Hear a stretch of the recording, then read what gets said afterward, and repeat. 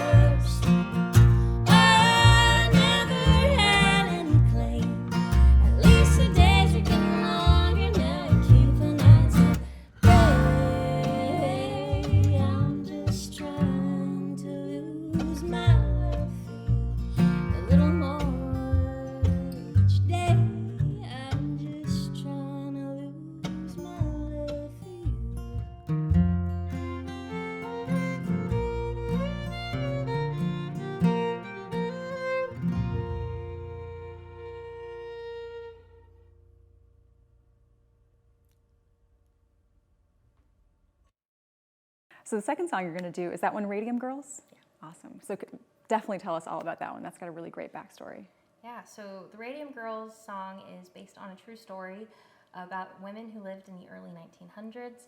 They worked at factories painting watch face dials with a glow-in-the-dark substance that contained radium in it. And the factories, this was mostly in Connecticut, New Jersey, and Illinois, the factories actually encouraged them to lip dip paint. So they were consuming radium in massive amounts throughout their time there. And I only recently learned about this part of history just a few years ago. They're incredibly important, and in fact, their court case was the basis for OSHA. Wow. Yeah, so their sacrifices we still kind of feel the ripple effect of, and yet I didn't know about them. I asked everybody around me if they had heard of them, and they hadn't. Yeah. And so that made me want to write a ballad. I'm a big fan of the child ballads and Appalachian ballads, and like the function of them to tell a story, to preserve a story, and increase awareness. So that's exactly what I set out to do with the Radium Girls song. Oh, that's amazing. Yeah, I think I watched the movie after your song came out, and I was like, oh my gosh, this whole story is so insane. But yeah, your song just really captures the feeling of that whole story so well. So. Oh, thank you so much. There's a great book by Kate Moore that I used for research, so highly cool. recommend that. Awesome. In the days when Rosie beckoned girls to join assembly lines, a mixture simply named undark made wristwatch faces shine, and women with star-spangled hearts sat faithfully in rows, bent to help the boys entrenched stave off those dark shadows.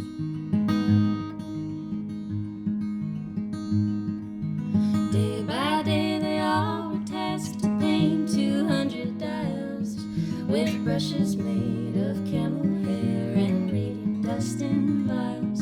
The numbers on the clocks were painted dainty, slim and slight, so the girls were taught to use their lips to point the bristles tight. The taste was a little foul, but no one really seemed to mind. The pay was more than 3 times what a girl back then could find. Radium was championed, a newfound fount of youth, and the few who knew the dangers kept the public from the truth. For a time each painter prospered, though the work they did was tough, and were delighted when they'd clock out covered in the magic stuff. They'd decorate their drabbest dresses, paint skins so they'd sparkle. No earthly sight quite like a glowing angel in the darkness. Curie lays on. Curie. Even lights that shine the brightest will eventually dim, but you never do expect it, just as someone's life begins.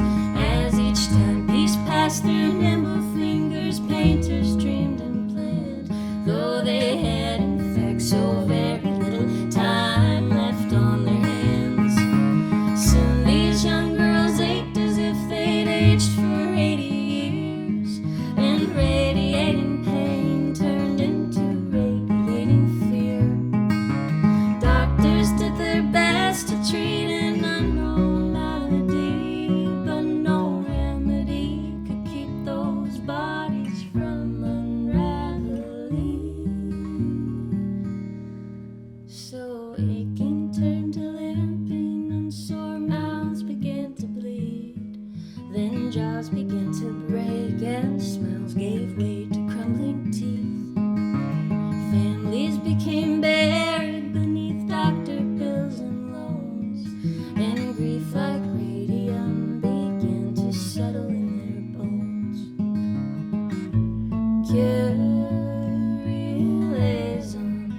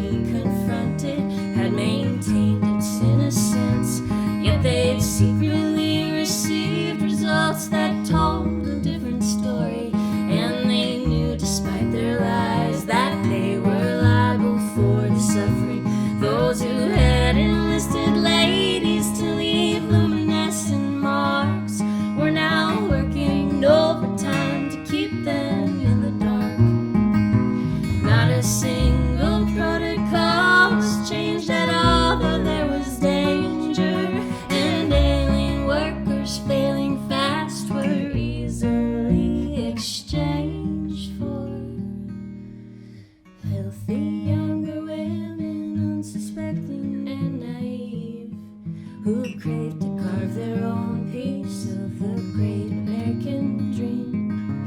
Nothing pierced those stone hearts fortified by corporate greed, even when the women's own hearts one by one had ceased to beat. Curious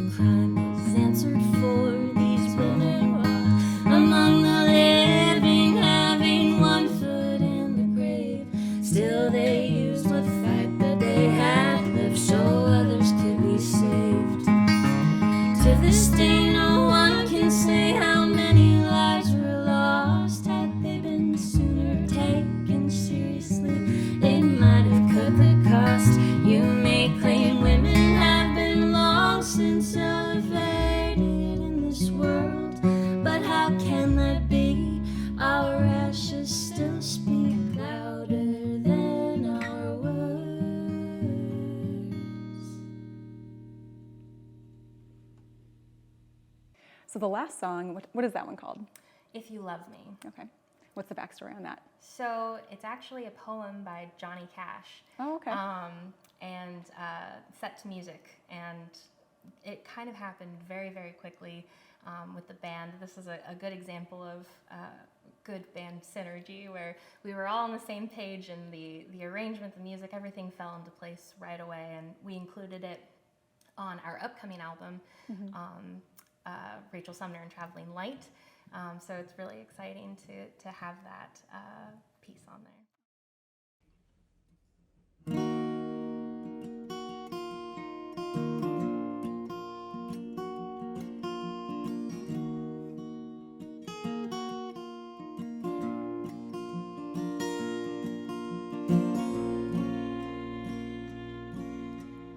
Fluctuating world was very terminal, and the satellite that glows at night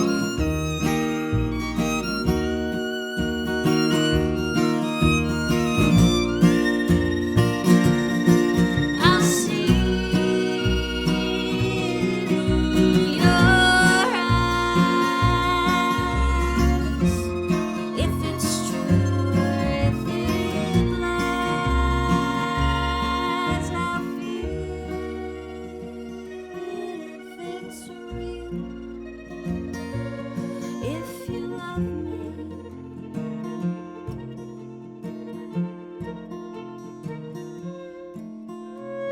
so let the cold wind blow, let the seasons come and go, let you come to my arms if you love me.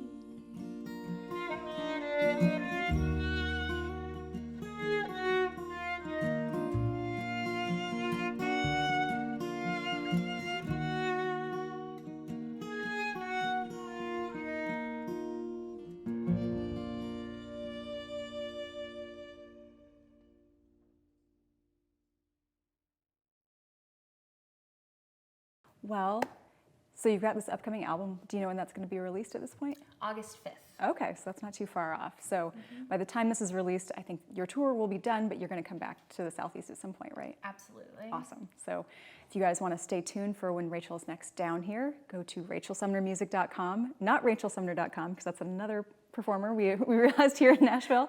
So make sure the music is on there. And in what other ways can people support your music at this point? If you go on Bandcamp, you can buy albums. I've got more albums like EPs for sale and t-shirts. And if you want to follow along on all the fun excitement on tour, you can follow me on Instagram at @RTSumner, SUMNER, for all the fun stuff. Nice. One last thing before we close off. You have a song currently in the John Lennon songwriting competition, right? Correct. And yeah. the voting is still going on for that. No. Oh, it's not? Okay. So actually, it's in song of Oh, that's right. Now it's waiting to be judged by the official judges. Yeah. So you can't vote on that, but you can watch for who wins soon. Yeah. Do you know when that'll be finally announced? July. Okay, well, Yeah. awesome. Fingers crossed. And again, thank you so much for being here. We're so excited to have you. Thank you for having me, Lindsay.